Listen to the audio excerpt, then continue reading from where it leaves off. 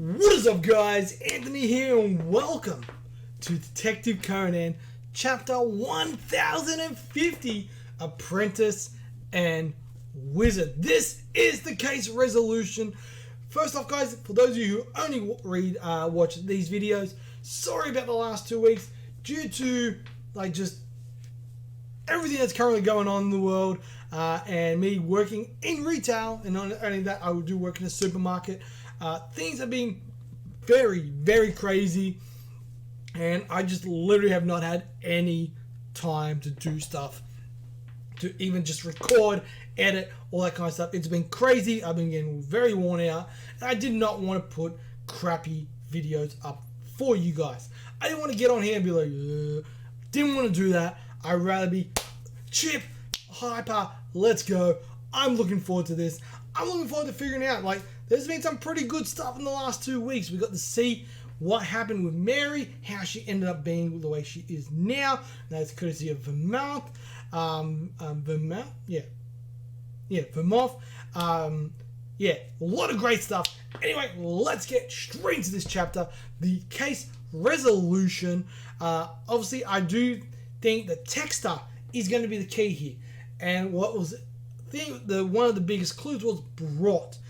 The chef said, brought it.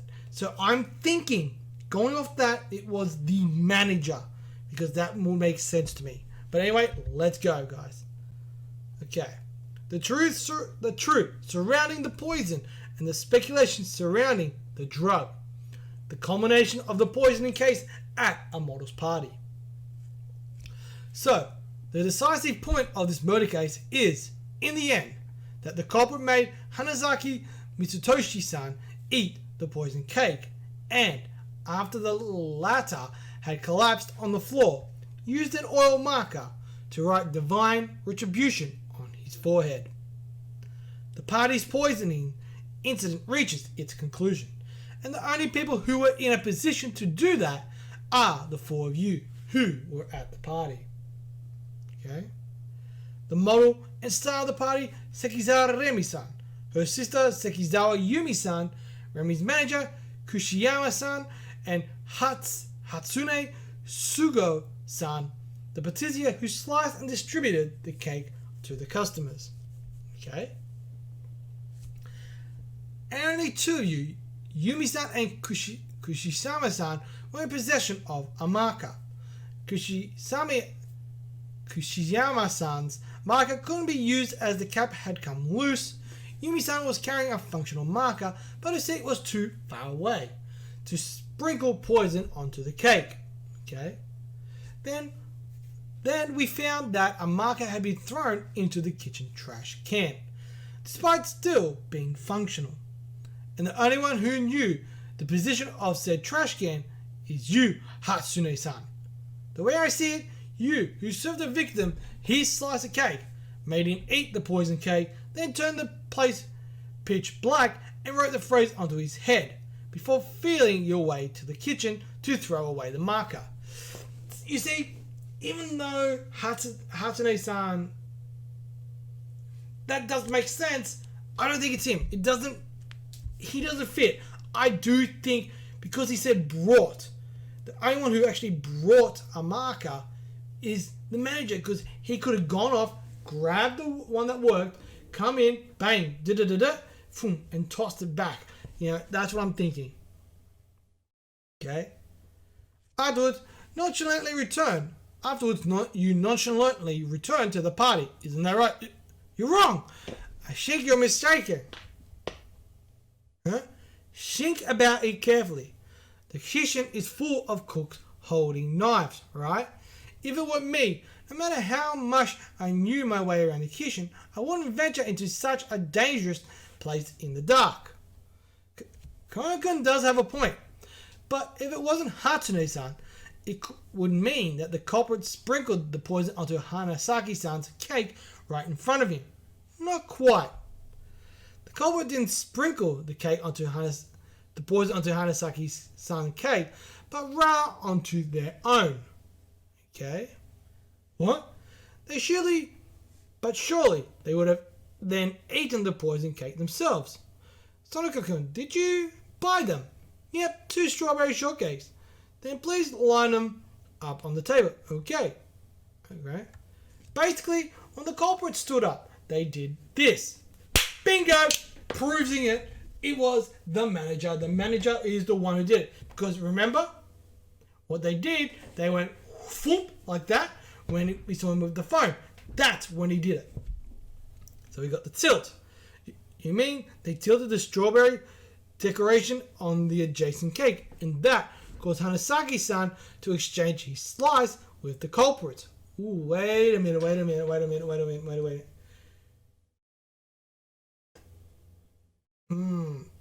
I still think it's the manager, but it could be. Anyway, I'm staying with the manager. That's why. But if he was unhappy with it, why didn't he simply ask the staff for a new slice? Usually, that's how one would act. But Hanasaki-san could not do that because just the other day he complained about how the fork and the knife weren't parallel on his table, and the fork he threw towards an employee ended up hitting a guest instead, forcing him to issue a public apology. He'd end up needlessly complaining again because of a tilted strawberry of all things. Isn't that right? You, who stooped up before touching your own cake, claiming you received a call. Bingo! I called it. Remi-san's manager, Kushiyama Mitomo-san. The tilted strawberry on your slice of cake, which you supposedly haven't touched, is proof. No, I really did receive a call back there, right? I received a phone call on my smartphone, didn't I? Yes, I heard it ringing. I bet it was because you dialed 111, alright? There's this phone company which uses that number for a phone reception test service that immediately calls you back after a few seconds. So if you muted your speaker to prevent anyone from hearing your phone reception test will begin shortly message, it would be easy to escape detection. Okay? Basically, I call it because that makes sense.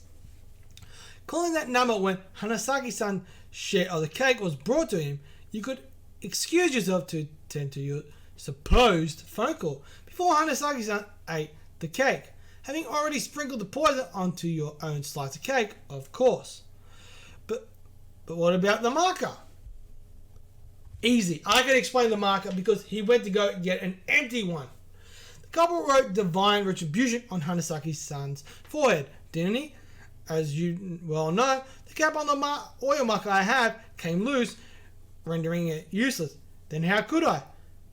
Did you buy your item as well, Rankun? Yeah, an oil marker and nail polish remover. I also left the marker's cap off for a while to render it non-functional. Thank you. An oil marker stops working when the dried ink hardens the tip, just like this. But if you pour some nail polish remover into the marker's cap, then push the non-functional marker into the cap and wait for a while, the acetone in the nail polish remover will cause the dry ink on the tip to dissolve, marking it functional again. Basically, that's how he did it. Then, could it be that the black stain on the floor, he poured the remaining nail polish remover on the cap onto the floor, because after committing the crime, he had to yet again loosen the cap and render the marker non-functional. Yes, we got it. Alright, to sum up, you predicted that someone would ask Remi-san for her autograph during the party, making her use the non-functioning marker, thus creating the impression that the marker in your position is non-functional. Okay. Then, when it was time to enjoy the cake, you sprinkled the poison onto your own cake, threw the poison bottle under the table, and did as I explained earlier, making Hanasaki-san switch his own cake for the poison-laced one, thus beginning the poison into his mouth of his own accord. Once he collapsed, he proceeded to pull the projector cord, turning the room pitch black. Then, using Hanasaki-san's luminescent glasses as a guide, you wrote that phrase on his forehead using the marker that you made functional again during the party. That's how it went down. You probably got him to wear those glasses by saying that Remy-san would like them, right? And as the manager, the seating arrangement fell within your purview, so it'd be easy for you to seat yourself beside Hanasaki-san. Which, that all makes sense. Incidentally, you used the opportunity of fetching Conan-kun some water before the party started to throw a marker into the kitchen's trash can. It'd be easy to justify going to the kitchen if you claimed that you needed to explain the food allergies of some unexpected guests. From this point on, it's all conjecture, but you assume that when Remy-san couldn't sign the autograph using her marker, she would borrow her sister's spare marker. Your plan was based on that assumption, was it not? Okay. You plotted so that Remy-san, who'd been having a marker on her, would be the obvious suspect. You would proceed to defend her relentlessly, and when a marker was finally found in the kitchen, the suspicion on Remy-san would be lifted. However, Remy-san returned the marker to Yumi-kun, wrecking your plan in the process. But why would Kushima-san do such a thing? To make Remy-san fall for him. I suspect that Kushima-san was the one who stole her half-eaten snacks and drinks from her makeup room as well. What? Okay, that's kind of creepy. He was likely seen doing so by Hanasaki-san, the hair and makeup stylist, and got blackmailed. If he didn't want to be exposed, he had to do things like making him Remy-san's exclusive hair and makeup stylist, inviting him to parties, and arranging for him to be seated next to her. Could be that he also extorted money from you. Yeah, and the amount kept going up, making me feel I had no choice but to kill him. So he's grabbing the chair, he's going, out of the way. So she's grabbed Conan. Conan, watch out, huh? And you've got Ran coming in, bang, with the kick. It's like, huh? Bang, then whack, Ran to the rescue. It's like, phew. Conan, are you right? Yeah. Case closed. Looks like it. Well, I'll be heading off then. Could it be that she... Oh! She went and she pickpocketed him! And he's right. Yeah, I managed to get my hands on it just like you wanted. Oh, on the antidote that might be able to turn your body back to normal. Well done. With this, the hands of the clock that were stopped by those guys back then can finally start moving again. Why don't you come in first? You need to get out of those wet clothes. Alright, so we're going back to when Mary first returns back to Sarah. You're right. What's up with that cough? Did you catch a cold after falling into the river Thames? No, it's because I was forced to swallow that strange drug. It should be a side effect of the drug.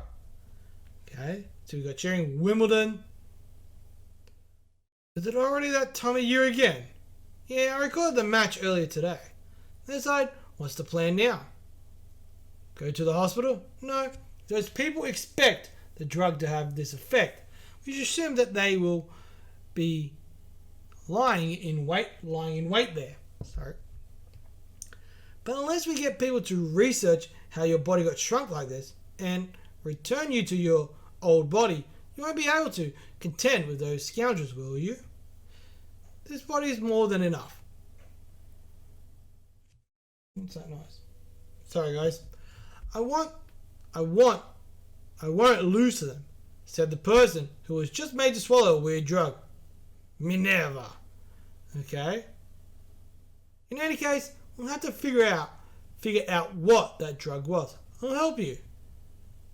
I'm Holmes' apprentice. Alright, so we got young Conan here. Hey, that boy looks exactly like the kid we met at the beach long ago.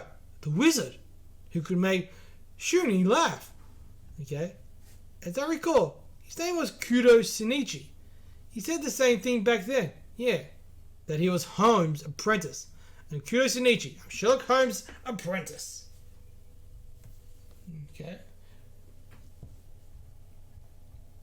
I just asked my colleagues from MI6 to look into it. Turns out there was a Kudo Shinichi on the plane's passenger list, but it was referring to a high school in his second year, same as you. Then did he take his younger brother with him to London? He doesn't actually have a younger brother, and his two companions weren't relatives of his. What's even stranger is that Kudo Shinichi is a high school detective who had been solving difficult cases in quick succession in Japan while we were gone. But this past half year, he suddenly ceased doing so.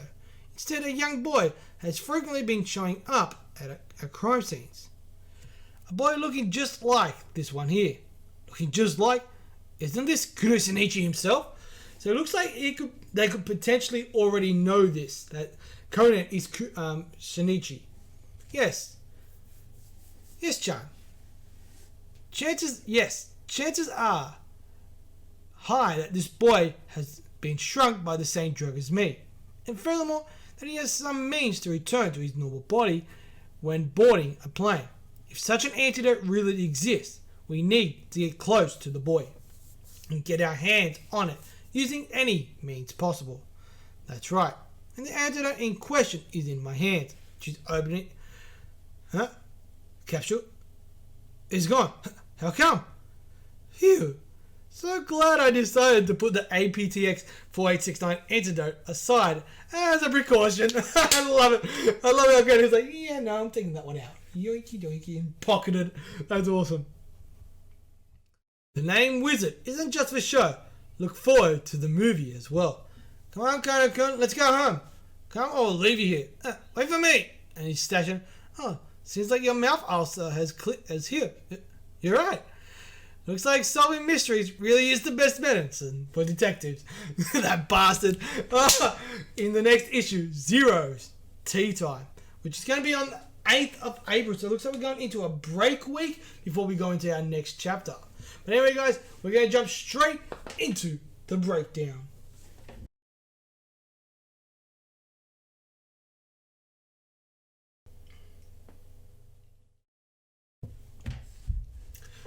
Alright guys, so we basically got the case solved for us. It was the manager.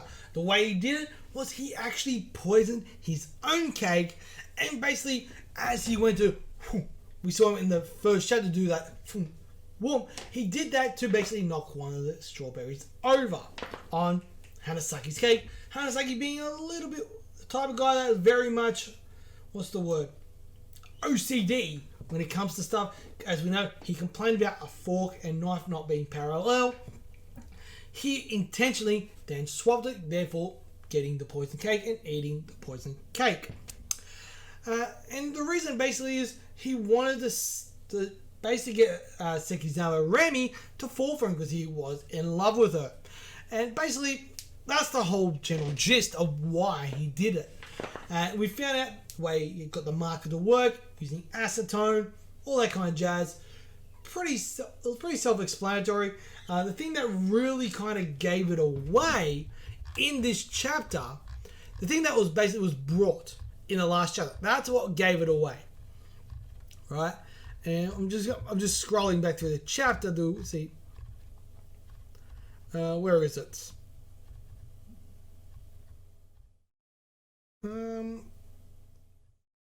Okay. Thing that basically really set it up was who would willingly walk into a kitchen in pitch dark where chefs are all holding knives. That wouldn't make sense. It'd be way too dangerous. That basically set it up that it could only have been the manager, right? That's one of the things. That was the biggest thing, because if you think about it, the way everything went down, it was perfectly set up for the manager to do this, right? So, and the bigger thing that we really wanted the learn is basically how things was going to happen.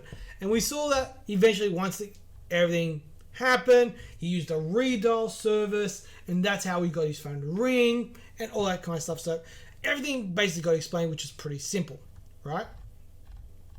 So the more interesting thing was when he grabs the chair. He's going after Sarah, and Conan. Sarah grabs Conan to protect him. Basically what she's doing, she's pickpocketing him. Right? Conan kind of, and then we have Ran coming in doing her karate thing, bang, kicking the chair out and then bonking on top of it, basically saving the day, right? Which is kind of weird because this is Sarah, a Jeet Kudo. She could have just gone bang bang too, right?